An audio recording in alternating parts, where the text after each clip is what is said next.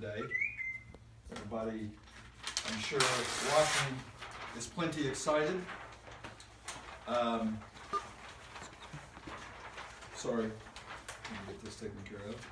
I have to do maintenance work every now and then. My name is Zach. I'm your host for the next few minutes.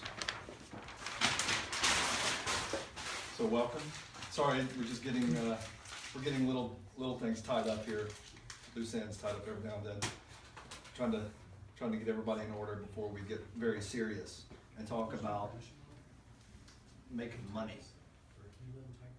So welcome. As everybody knows, this is an interactive call. We're going to be able to leave some comments and questions for Mr. Lopez. So go ahead and get those ready to go. We've got some people that have already submitted them. Some good questions. I saw one person asking about Tai's memory and how he's able to remember and recall stuff. We get that question a lot, actually, and it's I think an interesting technique to try out. At least it works for me, and I know a lot of other people it works for. Some people, of course, have the photographic memory, and they're just going to be able to remember and recall everything. Okay, sorry. We have multiple cameras here, and they keep switching them up on me, so I want to make sure I'm looking at the right one. But in answer to the question, the thing that Tai talks about doing is actually what you learn from teaching. But if you don't have people you can actually go out and teach, he's always suggested just film yourself with your phone, the camera option on the phone, or if you have another type of camera. It's a good way to remember what it is that you're reading, even if you want to do it after every chapter, if you're reading an article, if there's any type of nugget that you want to hang on to, that's a good little technique to try help for remembering. Also, we're always curious and interested, to know where people are watching from. So if you don't mind, just shoot us a little note on there. Let us know where you're watching.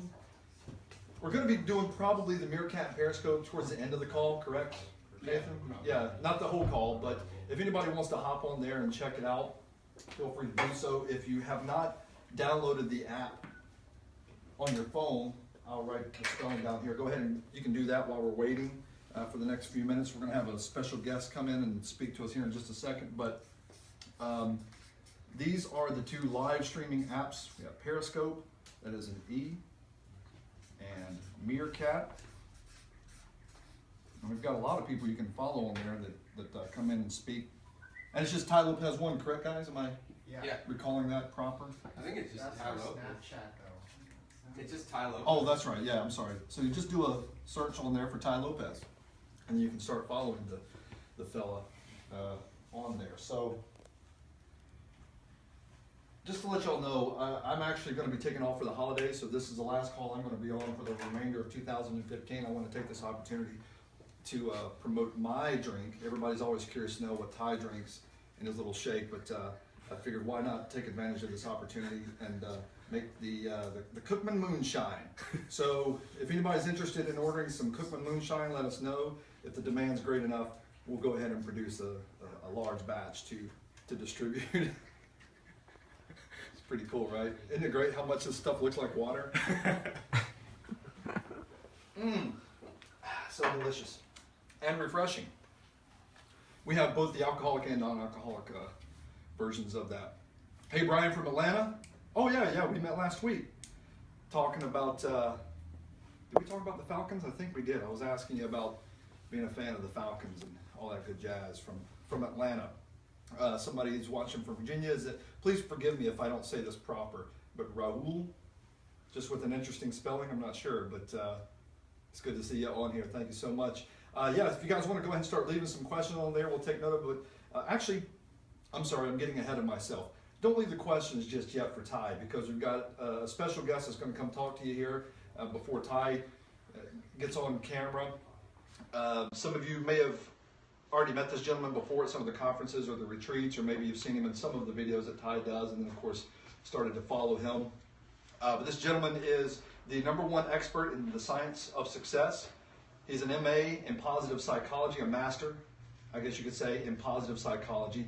He actually worked and lived with Tai for a couple of years, so he's learned under Tai Lopez and worked with him for a couple of years. Yeah, I didn't live with him for a couple of years. That was a couple of months. Oh. You remember? Okay, well that's what Tai said. It's not for a couple of years. Mark did not live with Tai for a couple of years. He was there for a couple of months, so that was being groomed under him. You might recognize him. He's usually buying those tight merino wool shirts And he hasn't consumed any gluten in 5 years. And of course, I'm always curious to know if we're going to find out years down the road that that's a bad science and that maybe we should have been injecting gluten in our system and withholding something else, because then we're going to have a lot of gluten to catch up on if that's the situation. But the gentleman's name is Mark Dama, and I'll let him go over the spelling of it. Mike's behind you, man. Oh, thank you. So I'm going to pass this off camera real quick to the gentleman so that whenever he walks onto camera, he will be fully prepared. I'm not going to try to explain the spelling of his last name. I'll let him do that, but he is British. So I think you're going to get a lot out of this talk, not only knowledge and some really cool information, but it's entertaining to listen to it as it's said. But everybody watching, please put your hands together, please, for Mr. Mark Dama. I didn't mean you guys clap. I meant the people watching clap. Hey, Mark. Thanks very How much, you doing, Mark. buddy? I appreciate it. Yes, yes. So how long have you been in Texas for? I'm going to go to Texas for Christmas, and all right, we got to make sure we're standing right for all these people. Me? Both of you guys can. Oh, we have to stand closer, so we're going to hide all this information Okay. that we wrote for the. Zach, why don't you stand in front of the tables?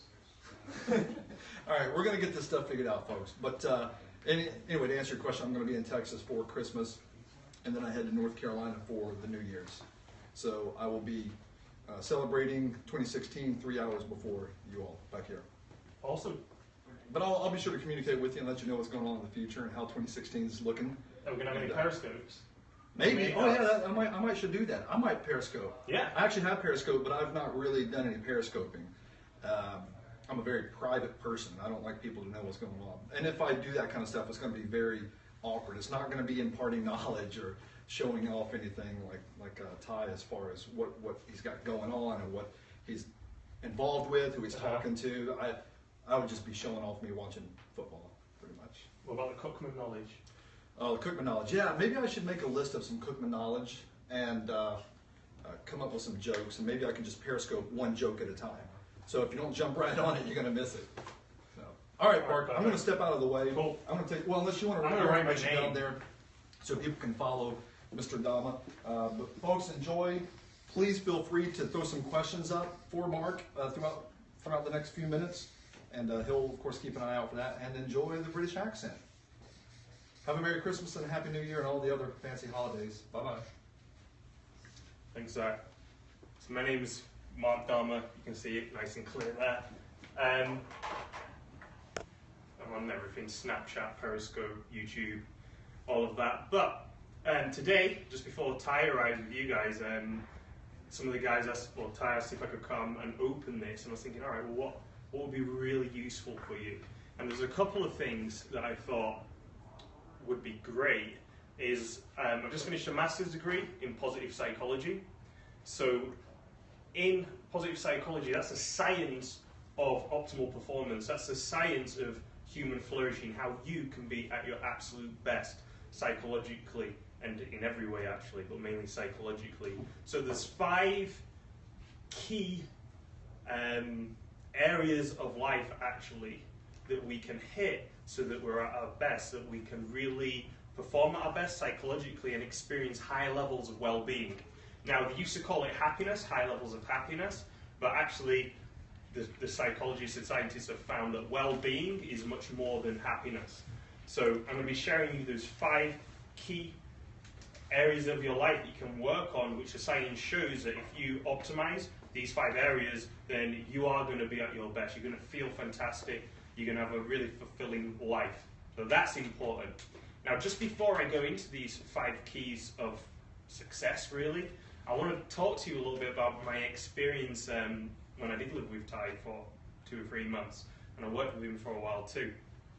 Now, when I was at grad school, getting my master's degree in positive psychology at Claremont Graduate University, and I started working with Tai. I was traveling to Hollywood, and I didn't really have anywhere to stay at in Hollywood, so Tai was kind enough to let me stay at his place, which was a fantastic experience.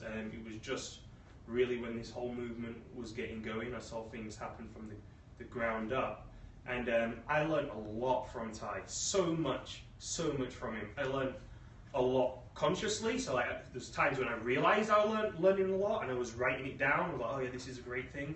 And actually I learned a hell of a lot subconsciously. So what I mean by that is At the time, I didn't even realize I was learning, but because I was around it, I was it was getting in my head anyway, and it was only when I moved out and started doing my own thing that I realized, oh man, I learned that from Tai. I didn't even realize at the time. I learned this from Tai. I learned that from Tai. It's a bit like how we learn from, our parents or significant people in our life. If you're spending a lot of time around someone, you may have heard, you're a product of the 5 people you spend the most time with. That's a well-known saying, and I totally agree with it. Sometimes when you're around people all the time, you don't even realize, but you're picking up all their little cues. You're learning a lot about their habits, you're learning a lot of their behaviors, and you're applying it to your life without even being conscious of it. So I want to share with you some of the things that I picked up from Tai, and that I was conscious of, and other things that's only later down the line I really realized that that's what I got from Tai, because he's had a huge impact in my life, and I can 100% say, I am one of the main reasons I'm relatively successful right now is because I had Tai as a mentor. 100%. He doesn't know how much he has done for me. So I tell him every time I see him, I'm like, thanks Tai, you've really done a lot for me. I try and hug his neck and stuff before he gets me in the Brazilian Jiu-Jitsu move and rips my arm out. But I want to share a few things with you guys. I've got a great question by Grand Abbott. Mark, what are your thoughts on using hypnotism to align your subconscious with your conscious goals? Great question. I'll jump into that first. My thoughts are it's a really great idea. All hypnotism is speaking directly to your subconscious mind. NLP is like that too, and we can actually, the words we use ourselves influence our subconscious too. So I think it's a great idea. Now, jumping in. Some of the lessons I learned from Tai before I go on to tell you about the 5 things from positive psychology, which are really going to give you a fulfilling, high levels of well-being and allow you to flourish in life. So from Tai, one of the main lessons I learned from Tai is ready, fire, aim. Tai, as you know, is always coming up with experiments, trying new things. And I'm like a very structured person. Very practical. I like a lot of structure, and I like to plan things out in advance. So I'll be like, okay, let's try this, but then make sure we have a backup plan A, backup plan B, backup plan C. And I like to have everything planned out before I even pull the trigger. That is not Tai at all. Tai is like, pull the trigger, figure it out. Pull the trigger, figure it out. Pull the trigger, figure it out. And when I first started working with Tai, to be honest, that got me very, very nervous. I was very anxious a lot. I was like, Tai, but if we do this, what if, this happens and that happens? I remember one time when we started selling books as an experiment. I was like, right, we're going to start selling books. And I was like, Tai, we don't have any books. And he was like, oh, it's okay, we'll figure it out. We'll do this. We're going to start selling the books and we'll send them out. And it caused an absolute mess, but it was an experiment worth doing. And because we caused a mess, we just kept innovating ourselves out of it. It's really keen to just try something, just run an experiment, and if it doesn't work, fine, just innovate yourself out of it. Just keep innovating, keep trying things, keep trying something else. And because of that, we took so much action, and at the times it was like absolute chaos, but it worked. We continued growing, we found out more about what the customers actually wanted, and because we just kept firing, we could, over time, keep changing our aim until it was right and we was really giving the customer what they want. So, ready, fire, aim. Just keep firing and aim while you're firing. That was one big thing. Another thing I remember with Tai is Tai was adamant that he was going to reply to everybody's emails who emailed back to him. So when he sent out an email, he'd be like, oh, email me back and let me know what you think of this. And I was like, Tai, we're getting a lot of followers now, we're getting a lot of customers. It's not like, 100 or something. It's like getting to thousands. If we email back, we're going to have thousands of people emailing back. How are you going to do it? And Tai was always like, that's a good problem to have. He was like, oh, let's do it. That's a great problem to have. That means that our customers are engaged and they're telling us how we can help them even more. So he said, never mind if I can't, if I need to innovate. So that was a big shift in my thinking, because I thought we needed to be totally prepared for everything, and that sometimes stopped me from taking action. Whereas Tai, as you know, in the PASE, he's like a big action taker.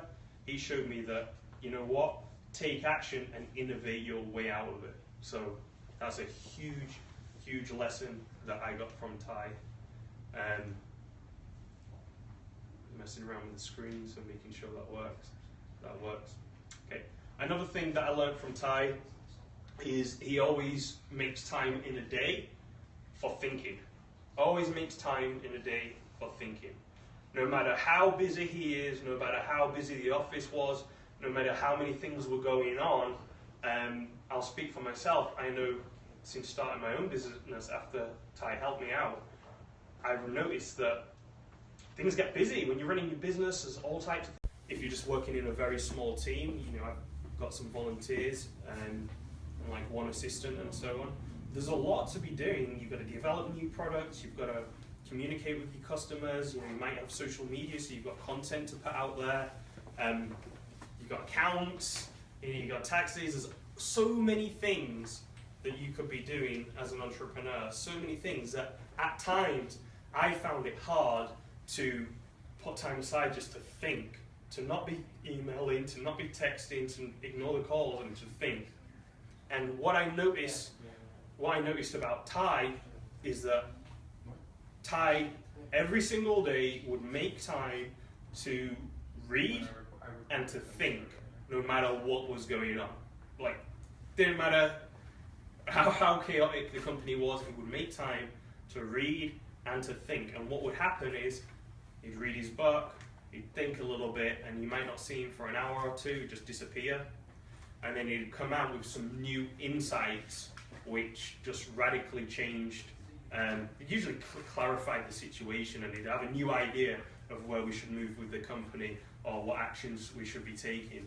And so what I learned from Tai is that it's extremely, extremely important to create some time to think through a situation.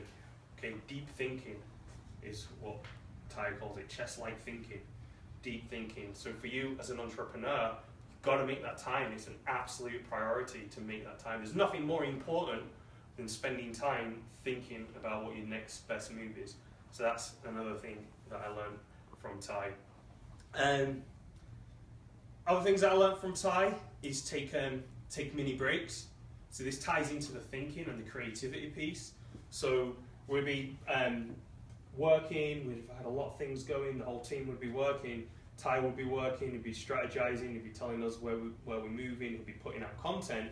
And then every now and again, he'd just step outside and just start playing basketball and joking around and having fun playing basketball. He'd just take breaks, maybe 10 minutes, maybe 5-10 minutes, maybe 20 minutes, maybe half an hour, depending on the day. But he would definitely, a couple of times a day, just come outside to play basketball, just to break, to stop his conscious mind doing all the work and relaxing, so that he had a bit of exercise, he had some fun, so that when he came back, he was refreshed and again had new insights and was a bit more loose and happy and cheerful. So taking little breaks to think, taking breaks to read, taking breaks just to exercise a little bit, run around, have fun. And actually, what we know from positive psychology is that by taking just a short break to have a bit of fun, Tai loves basketball, to have a bit of fun, to play basketball, to run about a bit and just get your mind off something else. We actually know that doing these things boosts creativity. It actually improves your mind's ability to be creative. So, as you know, in business, creativity, innovation are one of the key things. What did Peter Drucker say? Two of the main points of business is innovation and marketing. They're two of the most important things. Innovation and marketing. So the more you can stay creative, the better you can innovate your way out of a situation. Moving on with this theme about the mini habits that I noticed Tai had, or has even. He also would always make time for fun. So I'm an entrepreneur, most of my friends are entrepreneurs too, and there's a real big drive or like seduction, there's a real big attraction to just work all the time. Work all the time. There's so much things you can be doing in your business. It can be really tempting just to keep on working, keep on working, keep on working. And as I mentioned, Tai took his breaks for reading, took his breaks for a bit of exercise, for a bit of fun, took his break for thinking, and then at night, after we had a day, pretty much every day, except some days of recovery, he'd have something arranged in the evening for him to go out and have fun and like spend time with his friends and take a break. So one of the main things he'd like to do is he'd go out to the comedy show. He'd go out to a comedy show with some friends. He'd go to the movies. Like he takes the company out to movies all the time, pretty much every week. Comedy show, movies. He'd go and watch basketball somewhere. Some type of sports. He's into jiu-jitsu now, so go and watch that too. But pretty much every evening, he'd have some type of break. He'd have some type of social life. He'll go out and do something fun, which not a lot of entrepreneurs actually do. Not enough do. They tend to just think, oh, I've got to work all the time, work, work, work. And they don't have that break from the work, which allows them to recharge, actually enjoy the life, have the life, and then come back the next day feeling more focused, feeling more creative because they've had more fun, feeling relaxed and loose, and then attack the day the following day. One of the main, I keep going back to creativity because it's just so important. But if you've got a problem, you've got to be creative to get yourself out of it. Tai taught me, you've got to innovate your way out of it. To innovate your way out, you've got to be creative. In order to be creative, you've got to have some type of relaxation. You've got to be relaxed. One of the best ways to be creative is to play. To play. If you're all tense and you're focusing on your work all the time, focus on the work, that can narrow your focus so much that it's actually difficult to be creative. So what I'm learning is I'm trying to tie what I see from Tai, into like the psychology that I've been learning, the positive psychology, and see how it matches. And a big thing is play. Having playtime allows you to be more creative, which allows you to be more innovative. So for Tai, that's his basketball breaks, that's going out in the evenings, and comedy relaxes you, makes you more creative, and we'll go watching movies, hanging out with friends. But also he'd crack a lot of jokes during work. And on these live calls, Tai cracks jokes and he talks about stories. He's just like that at work as well. He's like cracking jokes, telling stories, sharing what he's learned, which is another thing. People ask about Tai's memory, and we were just talking about it then. Like, how do you know? I'm just going to answer this question because Mark, will you be leading the Knowledge Society in London? I won't be because I like it here in Hollywood too much. I like the sun here in LA. There's no way I'm going back to London. What do you do to stay creative? I've got a question up there. Where did I meet Tai? That's a great story. I'll tell you how I met Tai. What do I do to stay creative? I like to have fun. I like to do yoga. It's not really play, but it stretches me out. I believe you've got a flexible body, you have a flexible mind, because mind-body connection. There isn't really mind-body connection. It's the same thing. And I find that having flexible muscles gives me a more flexible mind. I like to watch comedy. I love to play soccer. I actually do Brazilian Jiu-Jitsu too, and Brazilian Jiu-Jitsu for me is a form of play. I love it. I'm laughing, and even though I'm new, so I'm getting submitted all the time, getting my arms wrenched, tired, being a rear naked chokehold the other day, choking me out. But I love it. I'm jumping up, smiling. I just have so much fun. So that allows me to stay creative. I also meditate. I meditate every day. And I believe that relaxes the mind, and from a relaxed state, you can be more creative. That helps. I forgot what else. I forgot where I was. I was talking about Tai's, what he does to. He has fun. He plays. What else? How did you meet Tai? How did I meet Tai? I'll say that. Where did I meet Tai? All right, this is a great story. So, I was in I was in grad school. This is beginning of 2014. I was in grad school doing my master's degree in positive psychology, and I've been coaching for a long time. I used to be an executive coach in London. I've been doing fitness for a long time. I've been studying health and fitness and applying it for the past 17 years. Back in the UK, I was a men's fitness model. I used to do a lot of men's fitness. I was training celebrities there, like Rita Ora, Ben Barnes, who's in Chronicles of Narnia and he's in a bunch of TV shows here in LA now. I was training these type of people in London and executives. And when I came out here to LA, I was studying a master's degree in positive psychology. And I was a little bit quiet. I wasn't really doing much work. I was coaching a few clients still over Skype, but I was mainly just focusing on my studies because it was tough and it demanded a lot of my time and attention. So I just sort of went quiet a couple of years, just focusing on my master's degree in positive psychology. And I always kept up to date with the health and fitness stuff. You know, that's one of my main passions, health and fitness. And I was listening to a podcast by a guy called, his name is Ben Greenfield. And I was listening to this podcast. I've been following him for a while. He's one of America's #1 personal trainers. He's an Ironman triathlete, professional, really on his game. And then Tai jumped on his podcast once. And Ben introduced him as his business mentor, and I was like, well, you know, Ben's a great business person, so if this is his mentor, I want to listen to this guy. Tai came on, and you know what Tai's like, he was just talking, just spouting knowledge. I was like, I've got to listen to this guy's podcast. So I jumped onto Tai's podcast, and I remember at the time, he only had a couple out, man. He only had like maybe 4 podcasts out at the time. So I listened to the 4 of them, and just any new ones that came on I listened to. And I was like, wait a minute, this guy's in Hollywood. That's not far from me. And he likes to read books. And he likes to read books on positive psychology. So what I did is I got a couple of the top positive psychology books from my professors. I got them to sign it because they're my mentors. I wrote Tai a letter just saying, hey, I love your stuff. You know, wrote a little bit about me. I've been doing executive coaching for a few years. And into health and fitness and studying positive psychology, and I told him that I'd love to help out and volunteer at his organisation. So I just packed it up, sent off the books, I messaged him on Instagram, I believe, I messaged him on Twitter, I emailed him just to say, hey, I've sent you a gift, look out for it. And as I said, this was before Tai really blew up big, but I just knew he was going to blow up big.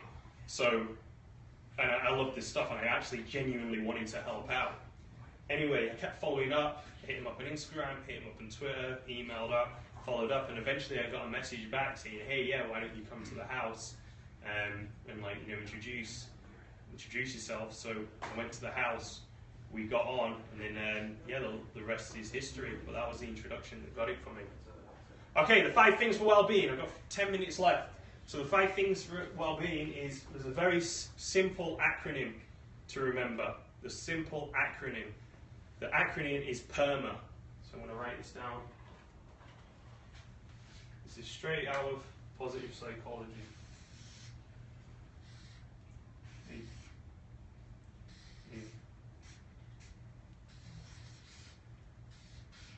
Easy to remember, PERMA.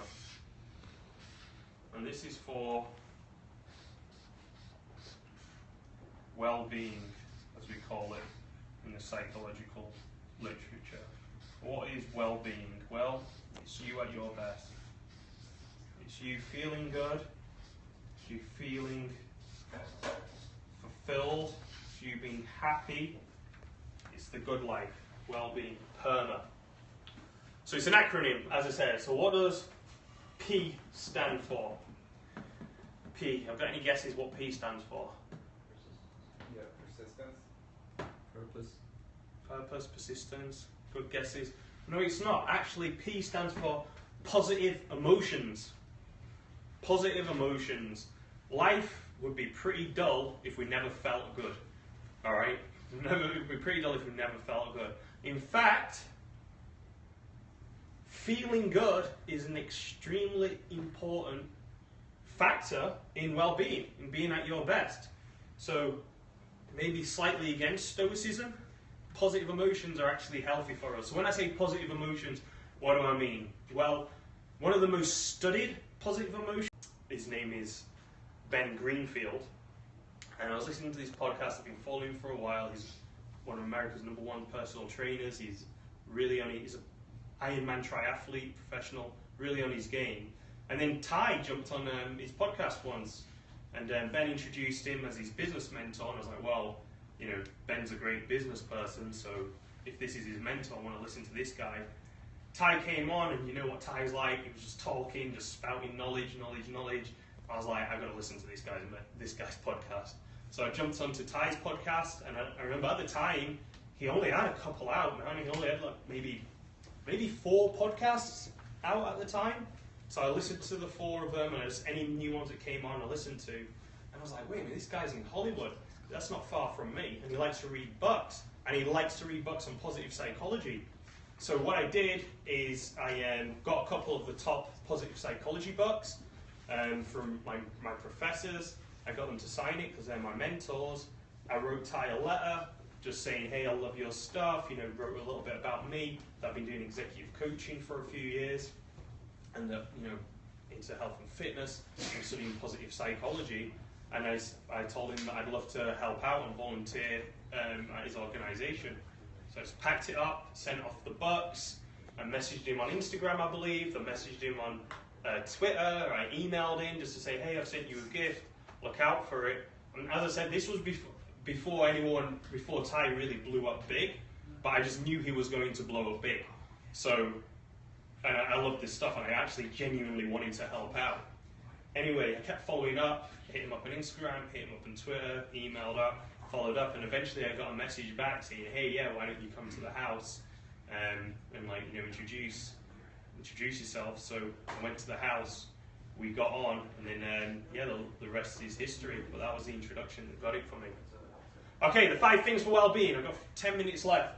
So the 5 things for well-being is, there's a very simple acronym to remember. The simple acronym.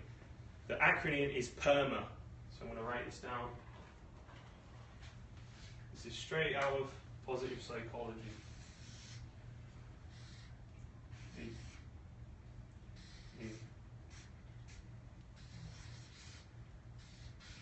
Easy to remember, PERMA. And this is for well-being, as we call it in the psychological literature. What is well-being? Well, it's you at your best. It's you feeling good, it's you feeling fulfilled, it's you being happy. It's the good life, well-being, PERMA. So it's an acronym, as I said. So what does P stand for? P. Have got any guesses what P stands for? Yeah, persistence. Purpose, persistence. Good guesses.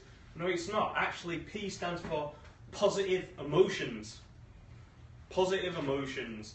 Life would be pretty dull if we never felt good. Alright? It would be pretty dull if we never felt good. In fact, feeling good is an extremely important factor in well-being, in being at your best. So, maybe slightly against stoicism, positive emotions are actually healthy for us. So when I say positive emotions, what do I mean? Well, one of the most studied positive emotions in the psychological literature that we know not only makes people feel great, but actually boosts their immune system, reduces the cortisol, stress hormones, so relaxes them, makes them more creative, makes them, obviously feel happier. It's actually been shown as an effective cure, if you like, for depression. Can anyone think what this positive emotion is that has been linked to all these things in the psychological literature? I'm getting the whole team engaged today. You know what it is? What type of positive emotion? Reduces stress, increases your immune system, makes you more creative. Billy? No? Dopamine, yeah. Dopamine, that's the hormone. It does release dopamine. The actual positive emotion is gratitude. Gratitude. So gratitude being grateful, being thankful for your life is one of the most studied concepts, if you like, or feelings, concepts, feelings become constructs in psychology. Gratitude is one of the main things you can do to improve your positive emotions and increase your well-being.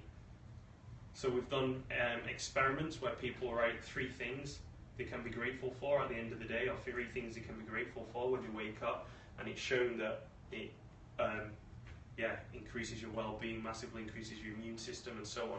That's something I practice every day, gratitude.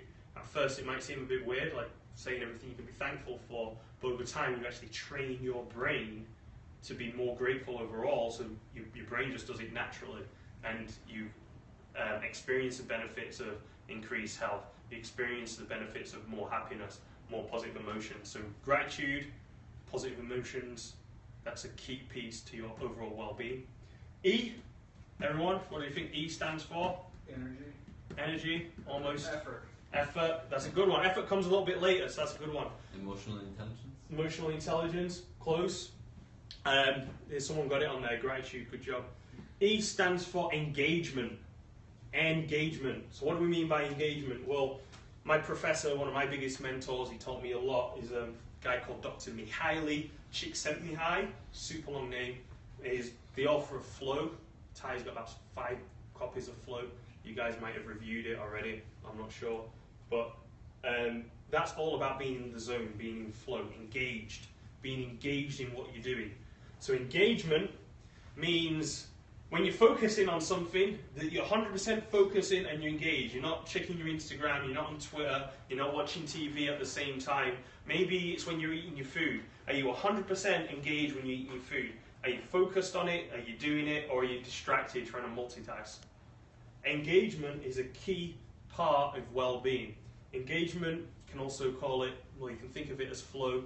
You know, if you're playing a sport, maybe playing basketball or any type of sport, and you're fully in the zone, that's a form of engagement. That's what we're talking about. Engagement focus is a key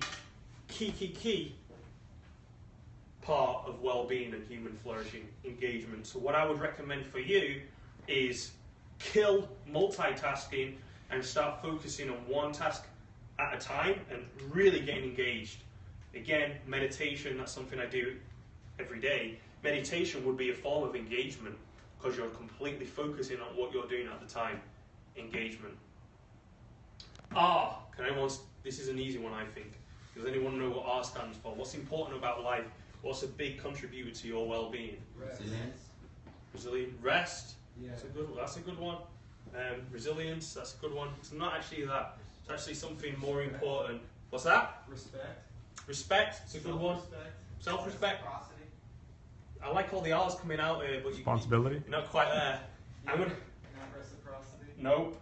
I'm actually going to underline this because this is arguably the most important. It's arguably the most important piece of well-being. Realistic. Realistic. Nope. More important than all of those things. In fact, Relationship. it's that. What was that? Relationship. Yeah. Nils, my intern here, he got it. It's relationships. Positive relationships. Now, Dr. Christopher Peterson, he's passed away now, unfortunately, but he was one of the main lead researchers in positive psychology. Yeah, people got it online, relationships, romance, yeah.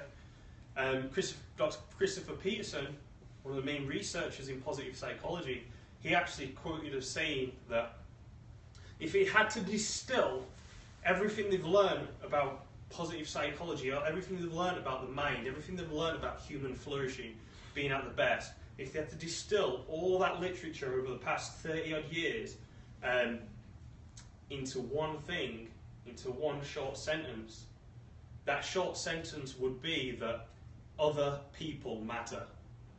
Other people matter. Now, Tai talks about this a lot. He talks with social animals, with social people, like we need to be around other people, and the positive psychology literature backs that up. Positive relationships are extremely important to our well-being. Simple enough, we can do it on our own, but we'll never be as happy, we'll never be as fulfilled unless we do it with others. So relationships are one of the most important things we can do spend our time on and to really work on and invest in. You know, relationships are like business. Relationships are like your health. You know, relationships take investment. Sort of whether it's a romantic relationship or whether it's relationships with friends or mentors, whatever, it takes investment. So relationships extremely important. Someone mentioned this earlier, so I'm going to go right into it. M stands for meaning. Meaning in life. Another word for meaning, another way to think about meaning would be purpose. Having a purpose. Like, why are you doing something? What does it mean to you? And the great thing about meaning or purpose is you can make it up. It can be whatever you want it to be. It can be anything you want it to be. But people who live a life of meaning, people who feel they have a purpose, who, even if it's made up by themselves, they experience high levels of well-being overall. They're happier. I actually think, if my mind serves me right, I'm pretty sure it does, that people who experience high levels of meaning in the life and high levels of purpose, wherever it's from, sometimes it's religious, sometimes it's not. You know, some people, you know, want to live for God, that's their meaning. Other people want to live to be a great parent, you know, that's their meaning. But I'm pretty certain, I don't want to totally quote me, but I'm pretty certain that the research has shown that people with high levels of meaning and purpose in their life actually live longer than those who do not. I'm like 99% certain I've seen the research on that.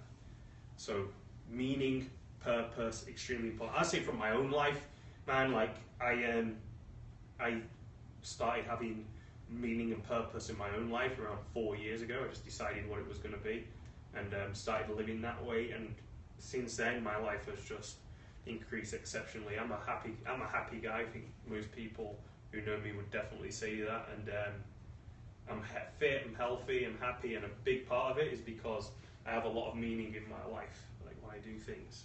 Okay, I've got a couple of minutes left, so now we've got time for this last one, which I know everybody on this call, it's important to everyone on this call or else they wouldn't be on this call, but A stands for accomplishment. Human beings like to accomplish things. We love to overcome challenges. We love to set goals and achieve it. Accomplishment is a huge part of well-being. Even little things, you know, like winning in chess, that's an accomplishment, makes us feel good. But bigger things, setting big goals for ourselves, setting big goals for contribution, you know, anything, maybe it's running a marathon, whatever. Accomplishment is extremely important for high levels of well-being. Because as you know, if you accomplish something, what happens to your confidence? It increases, and you'll go out and try more things. And then you hit that, you accomplish something else, your goals usually expand larger and larger, and you accomplish more and more. And we love it. You know, it's really important for our well-being to accomplish things as human beings. So that's it, PERMA. So I'll give you a quick recap. P stands for positive emotions, feeling good, such as gratitude, you know, being happy. E stands for engagement, being engaged, focusing on one thing at a time. R stands for relationships, positive relationships. One of the most important things, if not the most important thing, investing in your relationships. M, meaning in life, having some type of meaning, having a purpose for your life. And A stands for accomplishments. Doing things, hitting your goals, and certain accomplishments. So, if you're interested in psychology of success, you can go to markdharma.com. I'm on Instagram, although I've been a little bit quiet on there, but I'm going to pick that up. I'm on Snapchat. I actually give a lot of my best stuff on Snapchat because it just comes to me. And I'm on YouTube as well. What's up, Mark? What's up, Ty? How's the live call coming? We're going fantastic. Ty's in the building, everyone. Teaching everybody how to become lean, mean machines. You know what, man? I actually was teaching everyone what I learned from you when I was working with you. Wait, hold on, because I'm not recording. Snapchat's the little 10-second thing. It's a bit. Following your friend. Attitude. There, we'll do Oh, here we go. Actually, we'll just record the other way.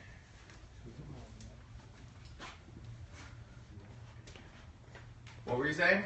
I was actually just teaching the live call people what I learned from you when I was working with you and you allowed me to stay at your house, which was a lot of stuff. Uh-oh.